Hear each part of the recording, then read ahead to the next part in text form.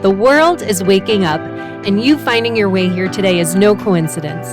The spirit world always has a way of guiding us where we most need to be at the absolute perfect time. I'm your host, Lindsay Morlock, and you're listening to the Guided Podcast, where we explore how the spirit world works on our behalf to guide us along our paths.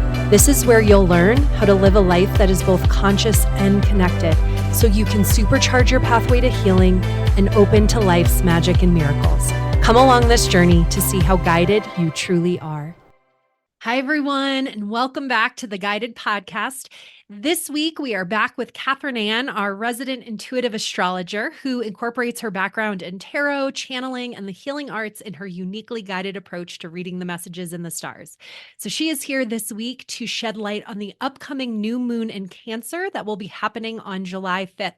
So Catherine, welcome back, and why don't you just get right to it? All right, great. So this new moon in Cancer is just going to be lovely. Very different energy than what we talked about last month with some things going on with Saturn and Capricorn. It's just beautiful. The moon loves to be in Cancer. That's its favorite place to be.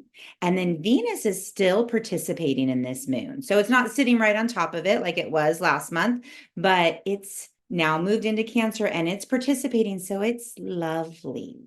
So I think of Venus of like the goddess Aphrodite, beauty and harmony, and what we're like receiving of love and receiving of just everything that is harmonious is what I think of with Venus. So with the moon in Cancer in its favorite place and still playing with Venus, it's super happy. And I think we're all going to be feeling the love. So Venus in Cancer for this moon, Venus may have you wanting to beautify things. And Cancer really speaks to home, right? We've been talking about in the last lunation with Capricorn about that feeling of home. And in Capricorn, it was security and safety. But in Cancer, it's nurturing and mom's cooking and that cozy blanket that you had when you were a kid that you still kept with you, and or nostalgia and memories. It's that type of home and cozy. And then Venus is saying, let's just love up on all of this homeness. So I think it's going to be really beautiful. It's interesting. I just realized that it's just after the 4th of July here in the States, where a lot of people are probably going to be getting together with family. And so, and Venus is going to be there already. And I would anticipate people are going to really feel nostalgic and wanting to connect with people in that harmonious, homey feeling. So Saturn still is playing a part, but it's not a challenging thing anymore. It's in a nice aspect. It's called a trine, which is harmonious. And so now where Saturn plays a part is it's supporting all of this. It's that consistency, steadfastness to support what Venus is trying to do. So you're going to have the strength to maybe make some of these things happen that you're wanting to do. So as we remember, new moons are planting seeds of intention. And so you may have some new things that you want to bring in around these topics of home, around Cancer and Venus type of ideas. So let me ask you a quick clarifying question, because a lot of times when we hear the word home, we think about our physical homes, our physical environment, and our spaces. But does this Venus energy also apply to the home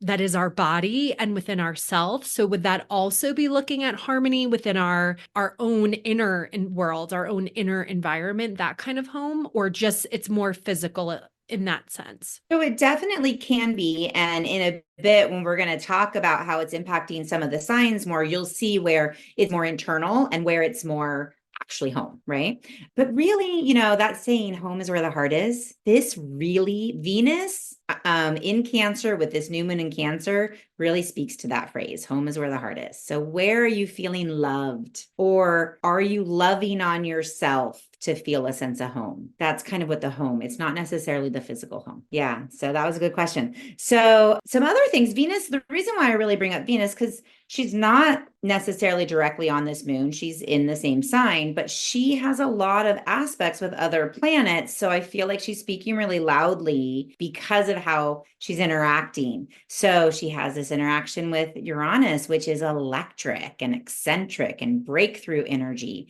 So think about, Uranus connecting with Venus. Venus is that beauty and Uranus is excited, electric. So for some of you, you might all of a sudden get inspiration to get a new tattoo or change your hair because it's like, I'm going to do something different. This is beautiful to me.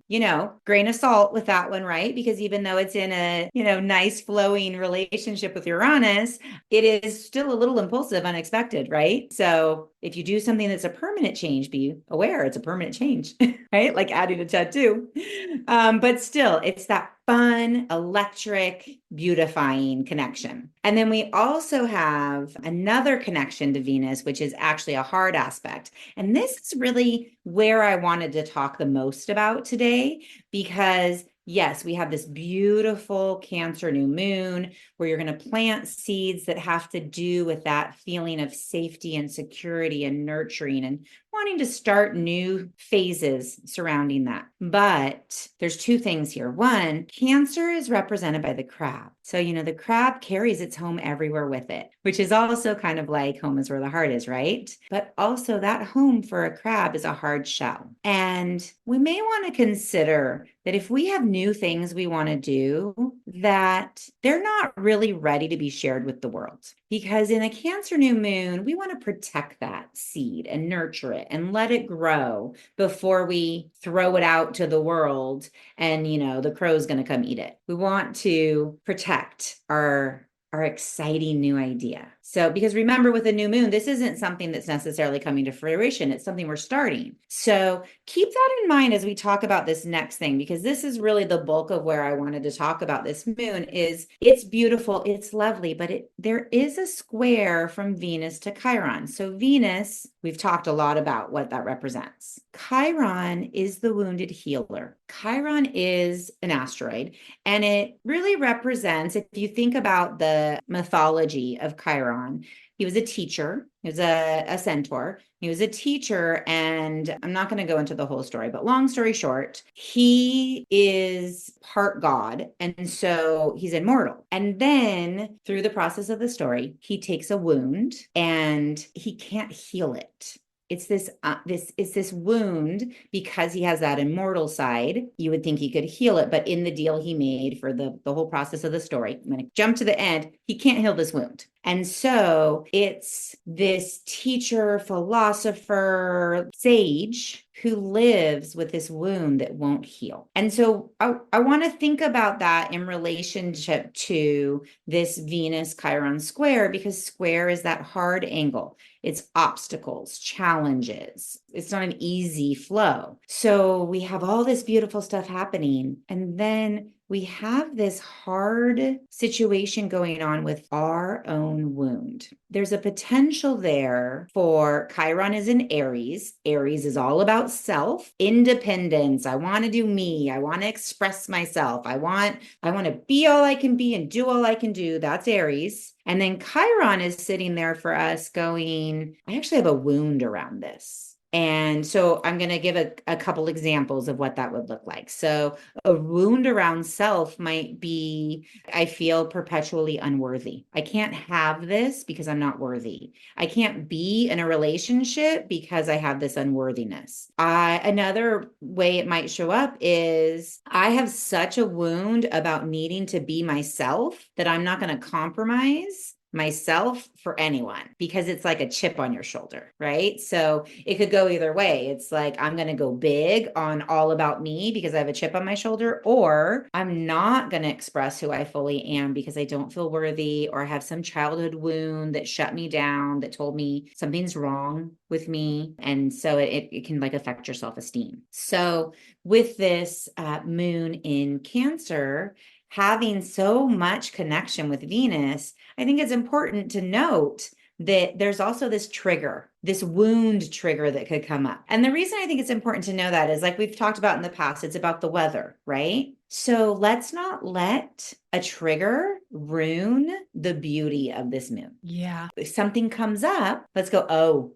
okay, that's something I'm going to need to explore. But I don't need to blow up whatever great time I'm having or whatever nice plan I'm going to have. I just need to be aware that this is an opportunity that's being shown to come up to be healed. Because when we're talking about Chiron, this is a healing process. It's not, you're never ever going to get over your Chiron. There's something called a Chiron return when you're like 49, 50, where it comes back to where it was when you were born. And many people have gone through a healing journey. So once it moves past, you now get to kind of like teach people how you healed that and how you move through that. So I think this Venus square Chiron is a really great opportunity to say, oh, wow, I thought I had worked on that.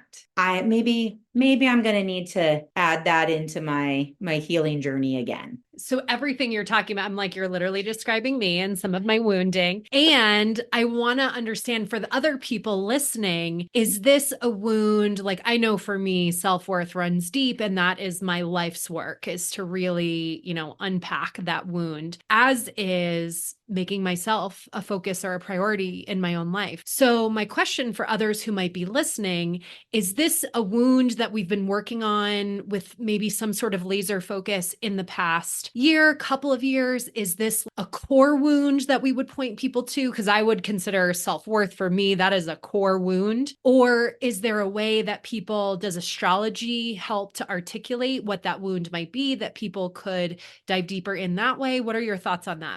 Yes, great. All of the above. So I'm going to take it piece by piece. So, and if I forget something, just ask again. So all of us were born, it's in our chart somewhere. It's not a super fast moving planet. So there's big groups of people that have it in the same place. So I was born with Chiron in Aries. So Chiron currently is in Aries. And so if you look at just like the global energy, the weather, all of us are transversing this experience of Chiron in Aries, and then, how it's affecting our lives. But for me personally, because I was also born with Chiron in Aries, it's both. It's what the weather is, but it's also absolutely a core wound that's coming up to be healed. I'm very close to my Chiron return. It's very appropriate, right?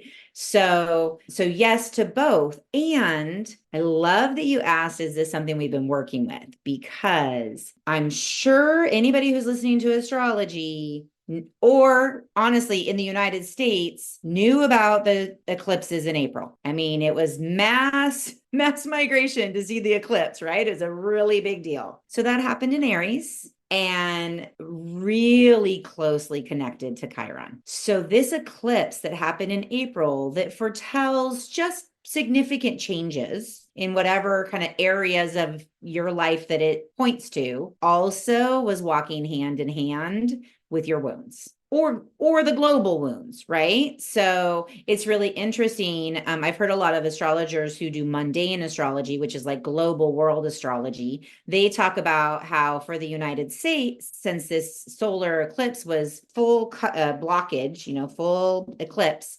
in the United States. And then this Chiron part about the United States really have to redefine who they are and having to relook at principles of independence and freedom. And I need to be able to do me. Really core belief systems in the United States, right? I mean, even what our Constitution was written on. And there's this eclipse going, this is changing. We need to look at this. And I don't do political astrology in any way, but it's, I think, clear that that's something that's going on, right? So if we take that down into our own personal lives, then we have been working with this Chiron situation for a little while, and it was really magnified with that eclipse in April. And so now it's coming again, and now it's talking to Venus, but it's cushioned in a softer energy. So it allows it to be a more internal situation, a more personal. Does it make sense? It does.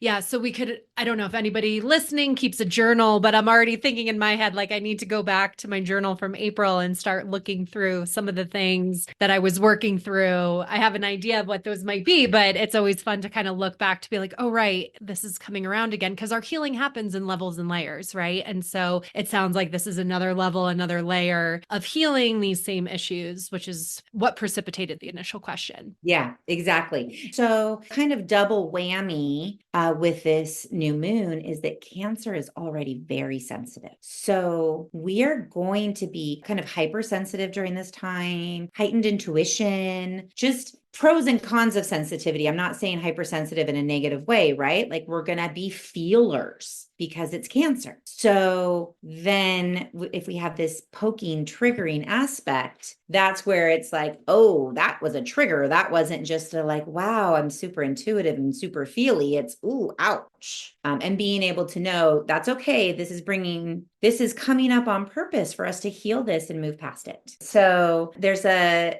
couple scenarios that I thought about with this. So imagine that wherever Venus and the new moon is in your chart, it's in a place where you're like, I want to decorate my home, right? Like I want to remodel it. I want to bring in some beautiful elements, maybe some soft touches because it's Cancer. I'm thinking like for me, that would be like candles and pretty pictures and, maybe some plants and getting it all beautified. And then somebody comes and goes, ugh, what'd you do to your house? Right. And you were excited. Maybe you had a little bit of that Uranus that it was impulsive or electric and you're like, I'm doing it now. You got all excited and you love it. And the reality is you love it. It's not up for debate. Right? Like you did this because you were inspired and that's what beautiful meant to you, or that's what harmony meant to you. And someone else poked at the crab's underbelly. I was just going to say the image I'm getting is like the crabs in the bucket. And when crabs are trying to get out of the bucket and they pull each other back down,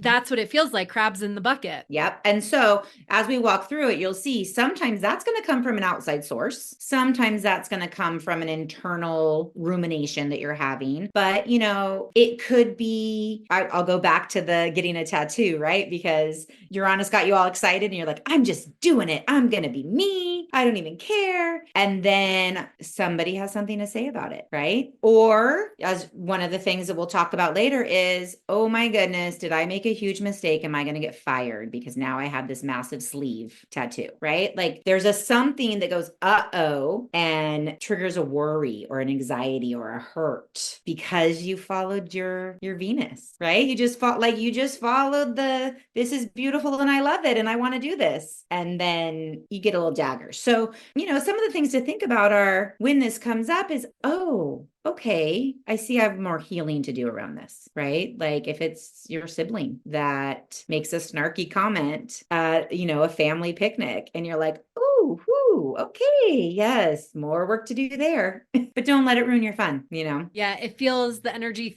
as I feel into it, it feels very prickly. Like I keep seeing a cactus and it just feels prickly. Yeah. So that's what's so interesting about this is because all the other energy is lovely. So it's not an entire prickle. It's the one barb of the cactus that gets you. And, having that solid support from Saturn that says, it's okay. I'm okay. I'll get to it. Thanks for showing me that. Right. I just heard like, thank you, Spirit, more, please. And I'm like, no.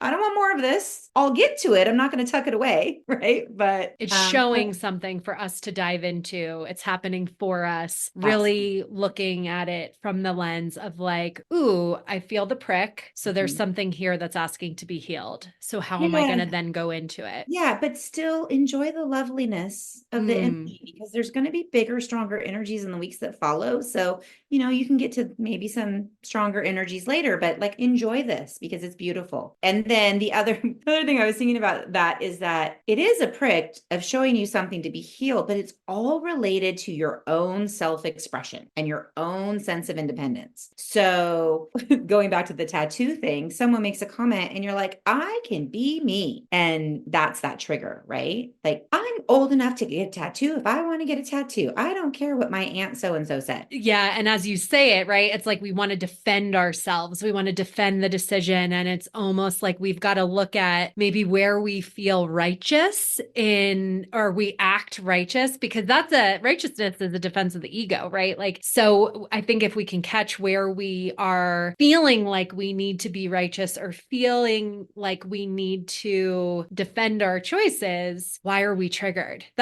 We're triggered that we feel defensive. It doesn't make it the wrong decision, but it's like, why do we feel like we need the approval, or why do we feel? Yes, exactly. And so, it's not about the story, right? It's not about who did what to who. It's about, there's something for me that like that made me feel like I couldn't be myself. That made me feel like something that triggered my something's wrong with me core wound or those type of things. So I actually really want to get into walking through the signs because I feel like I'm trying to give some examples and this is really going to speak to it for people in a more specific way. So just to preload this, I'm going to be talking about for each sign, you can listen for your rising sign or your sun sign. And your rising sign is also called your ascendant, same thing. So if you know your rising or your ascendant, I would listen for that first. If you don't, that's fine. You can listen for your sun sign. It still applies. And then what I'm doing is I'm just looking at where are Venus and the new moon in people who have these signs, and where is Chiron in Aries maybe going to trigger? And in some of this, I've done like the question to ask yourself as far as like, oh, this happened. Have I done the healing? So we're actually going to start with Aries. And for Aries, if you are an Aries rising or an Aries sun, this new moon is happening in your fourth house, which is home. It's the bottom of your chart. It's your foundation. It's your lineage, your ancestry. It's what you grew up in, the family you grew up with. So with Venus and then Cancer there, you're going to want to go home. You're going to want to be around, I'm going to say you're going to want to be around the people you consider family, right? Because not everyone considers their childhood family, but you're going to want to feel family. You're going to feel nostalgia, connecting with home cooked meals and maybe old home movies and just like that feeling of being back in the womb, right? Like you want to be cozy, you want to cozy up with home. And interestingly enough, where Chiron and Aries is in your first house. So this is big, loud wounds about you, who you are, how you show up in the world, how you express yourself out, how you want people to see you. And so you might go home and get a trigger about a comment about your body or your appearance or how you're being outgoing and loud. Because it's not about what you're doing, it's about how you're being. And so, for our Aries and Aries rising, it's kind of like the quintessential story about going home for the holidays and getting poked. That's for Aries. So if we move on to Taurus rising or sun, this is landing in your third house. So your third house is, they call it the junk drawer because it covers so much stuff, but it's the joy of the moon. She's very happy there. And it's also siblings and short trips. So one of the things that could happen is you decide to go on a little road trip to visit an aunt or an uncle or a sibling because this third house is like extended family. So maybe you decide to go on a road trip. You're like, that'd be so fun. That's going to feel like home to me to go visit these people. And then kind of the same story, right? You go to visit family, you get that little poke. But this time, the poke isn't necessarily going to be directly about, oh, so you put on 15 pounds, huh? It's not going to be directly about your body or how you express yourself. It's going to be this subconscious, hidden, deep type of wound because it's in your 12th house. So the question is, have you done enough spiritual growth, which is also a 12th house topic? Have you done enough spiritual growth and healing to not get triggered? And if you do get triggered, do you have some sort of practice or at the minimum a way to take a break and recenter so that you don't go into some self-sabotaging habits? Because this is where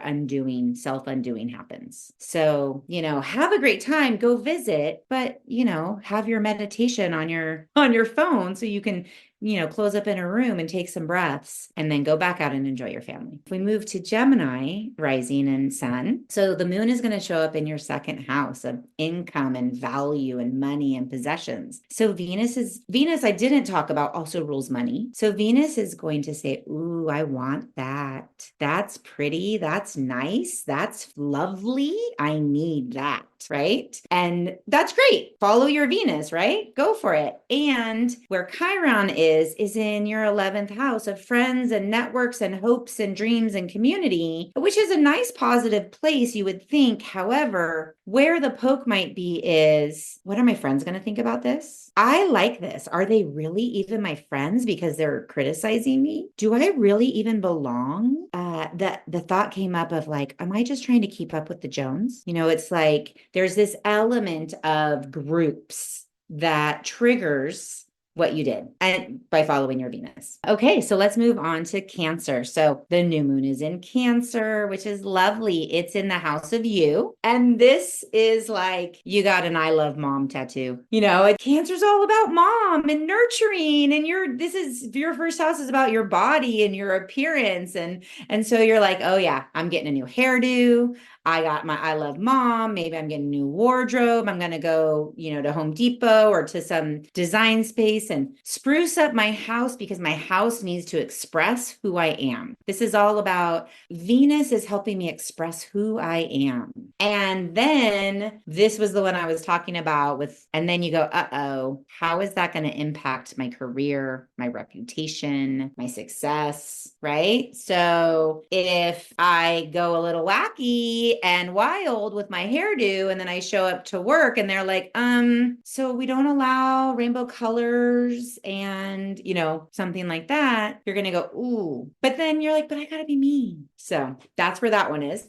So for Leo, for this moon is showing up in your 12th house. And so this 12th house is the house of retreat. It's your subconscious. It's going inward. It's hidden. And so for Leos, this is actually a time, not only because it's a new moon in Cancer, but because the sun is in Cancer, this is a time for retreat for Leos. You are just waiting, just biting, just like nipping at the bit to have the sun go into Leo and to let you shine. You are ready, ready, ready. Leos love this, right? They love their time because they're ruled by the sun. But the month before is I need to go inward. I need to take a break. I need to maybe, fill your reserves because you are going to be out there during Leo time. So it's a time of going inward. And where this Chiron is showing up is this introspection. So this is where we're talking about, this isn't about someone else triggering you. This is about, am I on the right path? Am I really living a life that expresses me, who I am as an individual? So you might start thinking, maybe I need to have a deeper faith or spiritual practice. Maybe I need to change my faith. Maybe I need to travel the world or take on some new form of education to expand my experiences to make sure I'm really living the me I want to be living. So for Virgo, this is falling in your 11th house of friends and networks. And so with Cancer there, your friends are your family. You love them. You want to get them together. The bigger, the better. You might even, depending on how other things play out in your chart, you might want to host like a philanthropic event for women and children because Venus is all about women and children. And the 11th house is about that philanthropy and networking and groups. And you might just be like, I've got to put together something big because I want all my people together. And then that squares the 8th house with Chiron that says, what about debt? What about resources? What about, can I afford this? And also, so it's not only like, can I afford this? Should I be spending the money? Because it's not just about cash flow. It's about a deeper exchange, financial resources type of thing. But are you too proud to ask for help in funding the event? So it's kind of like that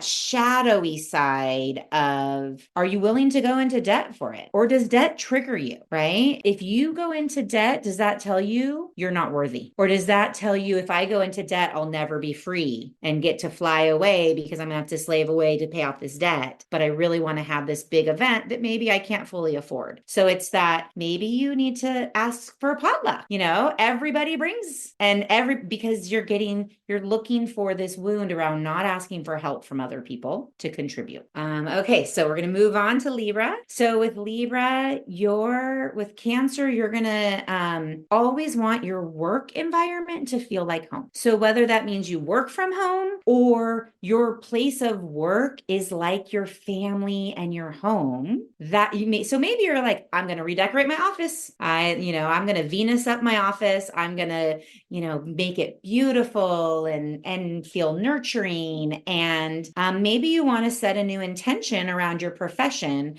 to, maybe have a career space where your work environment feels like home, right? Because not everybody that's a Libra rising or Libra works in a place that they feel like home, but that may be the rub, right? So maybe you need to be setting the intention saying, I really would rather I would rather work from home, or I'd rather work in a place that feels like Venus. And so then what that squares with is your 7th house, which is your relationships and partnerships and marriage. And you might be a little sensitive to your partner's comments about this idea. Perfect situation to be the crab and keep your intentions inside that little shell so that seed has time to grow before someone shoots it down. And that doesn't mean your partner's doing anything wrong, because this wound is internal. This is about you. So they could literally say the sky is blue and you might think it's a criticism because you're super sensitive about this particular area, this particular choice, this something new that you want. So the other thing that could happen with that is your work getting in the way of your relationships? Are you gonna, you're not able to find a partnership because you focus so much on your work is home, and you have this wound that is saying, I don't even think I want to bother with relationships. I feel at home at work. So now, mind you, as I'm saying this, I'm not talking about someone's natal chart in the sense of Chiron. I'm talking about what Chiron's energy is right now for everybody. So that may or may not be something that's a lifelong pattern for you. If you have Chiron and Aries natally, this is probably something that you battle with, that, you may feel more comfortable at the workspace and it's getting into your ability to have a good relationship because that's an area where you have a wound. Okay, so we're going to move on to Scorpio. So Scorpio is going to have this new moon in their 9th house. So they're going to feel drawn towards doing something new that feeds their soul. If you know a Scorpio, I'm a Scorpio stellium. I don't like small talk. I want to go deep. If I can talk about anything that has to do with spirit and going deep, I'm there. So Scorpios are being drawn to go deep. And they're also maybe being drawn to travel to beautiful places, or maybe to study Venusian topics. Like maybe I want to go travel and see art around the world, or maybe I want to start a new course of study in art history. Or maybe it's time for me to up my game on my spiritual growth. This is what this new moon is asking Scorpio to do, or opening up for Scorpio. And where it's coming into that Chiron trigger is, but are you taking care of yourself? Are you going to sacrifice yourself out of obligations to others? Are you going to be sacrificing your daily routines, your healthcare, your personal well-being to do this? And remember, this is not a reality. This is a trigger. So I can't go because I have to do this for others. I can't explore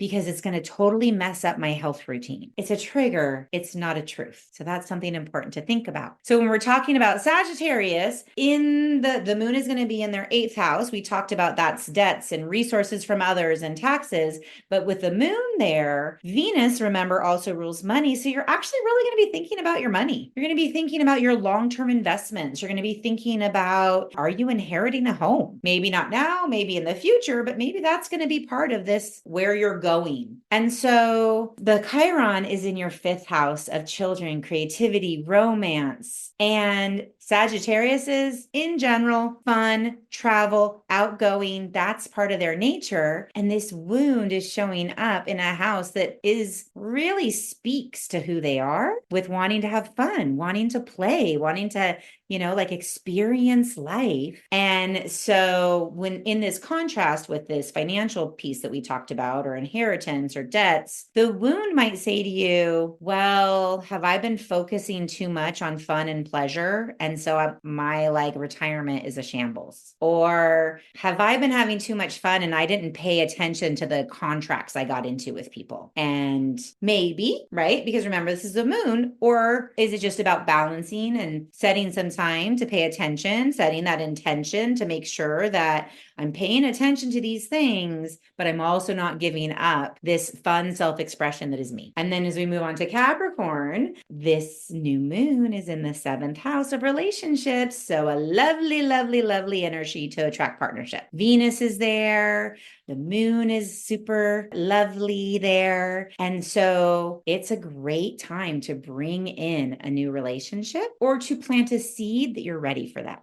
Or if you're already in a great relationship, to just love up that relationship. And this is the house of partnership and marriage, but it's also the house of like one-on-one partners or even your clients. So if you do some sort of work where you're serving people one-on-one, this is a beautiful time to set intentions for attracting more partners, attracting more clients, or, really doing something that makes you feel connected with the clients that you have. Yeah. And as you're saying this too, I also think about what about the relationship with yourself, right? If you've been working on having a more loving, compassionate relationship with yourself, which I'm a Capricorn, and of course that's been a focus for the last couple of years, but that is what caught my attention in that too. Yeah, absolutely. And so where it's getting poked is in the fourth house. That Aries, that Chiron in Aries is in the fourth house. We talked about this before of like home and family and your ancestral lineage, your childhood home, your father. So it's your past, right? So what wounds are you carrying? Because this Aries in Chiron is in kind of like your childhood space or your ancestral lineage. What wounds are you carrying with you from your ancestors? What wounds are you carrying with you from something that happened to you in childhood that makes you feel like if you get into a relationship, you're going to lose yourself. You're going to lose your sense of independence. You're going to not be able to be free if you're tied down to a relationship. But again, that's not truth. That's an old pattern, an old childhood thing that is telling you you can't have this relationship because now you're going to be trapped. I'm like, get out of my head. Like, don't fence me in. Yeah. Yeah. But plant this seed of intention in this new moon to attract in the perfect partner for who you are. And then that allows you to express yourself fully, that doesn't crimp your style. And that's going to be a great way to use that new moon energy in this and this Venus energy in that seventh house. Yeah. So I love how you pulled all that together, because my question to you is going to be, and you mentioned this for some of the signs, but really thinking about how do we best approach setting intentions, with all of these different energies. And I think you spoke to that really in the Capricorn description, but also I keep having this question come up around, we talked about, this gentleness and really beautiful energy that's juxtaposed by just a little prick, maybe a little trigger. And I keep flashing back to that tattoo example where we have an impulse, right, to maybe get a new tattoo or something.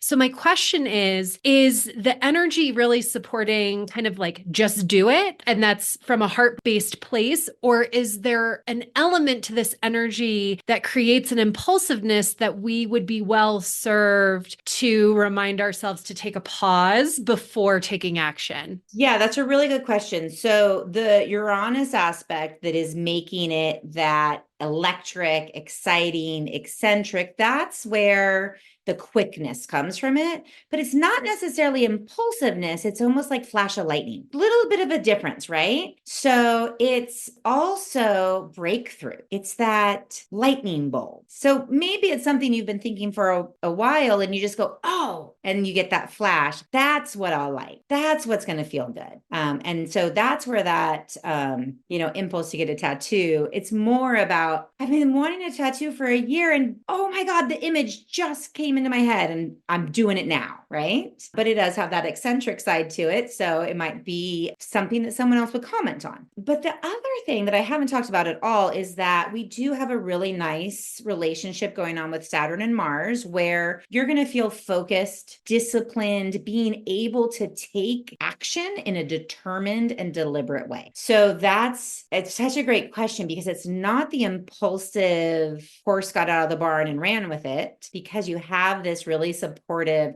capacity to complete projects. It's a very determined output of energy with that little burst of like flash of lightning, download from spirit, excitement. It's really interesting you say that. I want to say maybe a month or two ago, I got this message from spirit that was wait to move forward until the idea literally smacks you over your head. And I feel like that's kind of what you're describing. And I'm like, ooh, maybe I'm finally going to get that smack. Yeah, no, that's a perfect way to explain it because that's a perfect way to explain the Saturn sextile Mars that we're talking about right now because you're being deliberate, you're being consistent, you're waiting it out, but you're going to get bam, that flash of lightning with that Uranus. So that's a perfect way to describe it. So yeah, it's maybe unexpected, but not necessarily impulsive. Okay, so we just have two more I want to make sure I get because they'll be sad if they get left out. So we have Aquarius, Sun and Rising. So the moon is falling into your sixth house, health, wellness, routines, even actually illness and work and pets. So what really came to me with this Venus new moon combination in there is maybe you're going to want a new beauty routine or a new health routine, something where you're really ready to give yourself some nurturing, right? Because this is Cancer, you want to nurture, but this is in the house of I need to take care of my health and my work routine. Maybe I need to make some adjustments because I haven't been putting myself into the equation, especially in this sixth house. That's that often where we're doing for others at a sacrifice of our health and wellness. And so maybe it's time for me to really nurture me and plant those seeds of, I'm going to start a yoga practice or I'm going to just whatever makes you feel good, right? It doesn't have to be huge, but it also is something that's going to make you feel that Venusian beauty or harmony, right? This is going to bring more peace to my life. This is going to make me feel better, that like my appearance feels better, something like that. But the question is going to be Chiron's in the third house, which again is the junk box. It's like, it's everything and anything falls in there. But really it's your local environment, your neighborhood, and then your siblings, your extended family, maybe childhood friends from school. So whatever you're going to do, keep it to yourself because, like the nosy neighbor might have an opinion about it or your sibling might have an opinion about it. Especially if it's like you've been in a pattern where you've been kind of like sacrificing yourself for others and now you're trying to do for yourself. Those people who have an opinion about it might be the ones that were benefiting from you sacrificing so much. And so now you're like, I want to do this for me. So, do it, but keep it under wraps. So you don't need any nosy neighbors giving their opinion. And if they do, remember to think about, are they saying this because by me doing this, they're losing something they've been gaining from our relationship, or they have their own issues around this. And so they're projecting it onto me. And last but not least is Pisces. So for Sun and Rising Pisces, this is, my notes say yummy, yummy. Like this moon is in the fifth house of children and creativity and pleasure and romance and good fortune and just lovely, lovely, lovely house. And this beautiful moon with this beautiful Venus, just so yummy. Like really dive in. Don't let this pass you by. We don't always have these, right? Where we're just like, everything is so super yummy. Lean into pleasure, lean into your creativity, lean into romance, lean into fun with your kids. Just let it be a beautiful thing. Where it's coming into square is your second house of money and value. So you might say, can I really afford it? Is it really worth it? Right? Does this pleasure, creativity, this having a great time with your kids, is it really worth it? Should I really spend on this? Right? And that's where you have to look at, remember, this is a trigger point. Maybe you can afford it, or maybe you can do it in a way where you don't need to spend money, but it brings so much value. And maybe your trigger point is that you don't spend money on your pleasure. And this is an opportunity for you to say, this is worth it and I deserve it. And so I'm going to do it. And then that's it. That wraps us all up. Thank you so much. I feel like that is so helpful to really hone in on how we can leverage all of these different energies. I'm excited to kind of go back and decide how I want to set my intentions for this new moon. And so, if you had to kind of sum up the main theme or takeaway for people from the energies of this new moon, what would you leave people with? So I would say, I mentioned it a little bit at the beginning too. It's embrace comfort, embrace beauty, embrace self-nurturing, but know that if you get triggered, it's just something coming up to be healed to allow for greater self-expression. Beautiful. In a nutshell. Yeah. And this is how we can use astrology to really facilitate our growth, our ascension, our evolution. So I love that when we can take these astrological principles and really make them very tangible. So if people want to dive further into their chart, Catherine, information, where would you direct them for that? So there's some free resources I've mentioned before. If you just want to put in all of your information to just get a printout, to find out what your rising sign is, to help you follow along with, any of these delineations, astro.com, AstroSeek, there's plenty of places you can go. But if you really want to have your chart pulled and just have someone walk you through it, I recommend getting a natal chart reading, because it's going to ground you in who you are, because any of the energies that are happening always reflect back to your natal chart, because that is your blueprint. And then everything else is how it's going to react for this. So one of the things that's really important to know about that, as I was saying before, I natally have Chiron in Aries. So for me, Chiron in Aries is really activating core wounds for me. That's not true for everybody. And that's going to make a difference depending on your chart. And so also it's going to help you kind of hone in, because the world of astrology is vast. And so at least knowing your natal placements and some of maybe your stronger planets, or some of the places where you get more edge or where you get more triggered, that's going to help you understand what astrologers are saying when they're doing the horoscopes. And then beyond that, you can start applying, bigger themes and bigger transits, because your basic blueprint. Well, thank you so much. As always, everyone, you can find Catherine Ann's energy information in the show notes, in the podcast episode description. And we will look forward to chatting with Catherine again for the full moon later this month. Until next time, everybody. Thank you so much for listening to the Guided Podcast. If you enjoyed this episode, I would be so grateful if you would share it with a friend, or even leave me a review so we can ensure that it makes its way into the ears of listeners who need to hear these messages most. Until next time, may you remember how guided you truly are.